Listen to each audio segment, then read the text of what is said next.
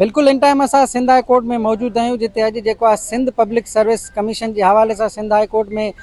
ॿुधणी रथियल हुई। इन हवाले सां जेको आहे कुझु देरि अॻु में ई ॿुधणी जेको आहे थी चुकी आहे, जॾहिं त आख़िरी ॿुधणी ते जेको आहे अदालत पारां चयो वियो हो त जेकी ॿी धुर आहे उनखे बि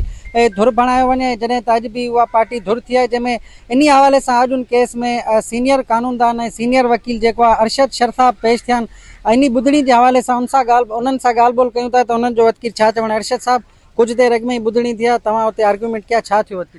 उनमें बेसिकली अॼु ऑनरेबल जज साहब जेको आहे सरकारी धुर खे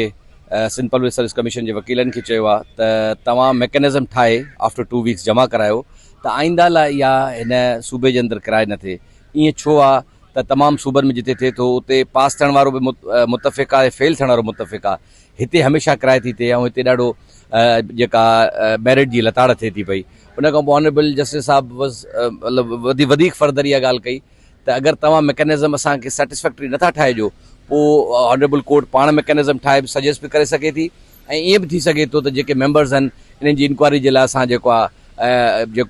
कंसर्न एजेंसीज़ खे लिखूं त इन्हनि जी इन्वेस्टिगेशन कई वञे। ऐं इहा ॻाल्हि बि उते एडवांस थी त इवन दो हाणे जे रिसेंटली जेके एग्ज़ाम थियनि था उन्हनि में हर एग्ज़ाम में सिंध जे अंदरि एॾी मतिलबु उहे माण्हू, उहे नौजवान जेके रिटन एग्ज़ाम CSS जो ॿ टे दफ़ा पास करे था अचनि, उहे हिते फेल था थियनि।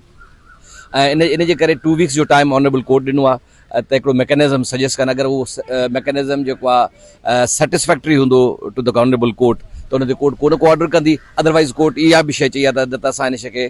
फर्गो नथा करे सघूं, छो जो सिंध जे ईंदड़ नसुलनि जो सवालु आहे।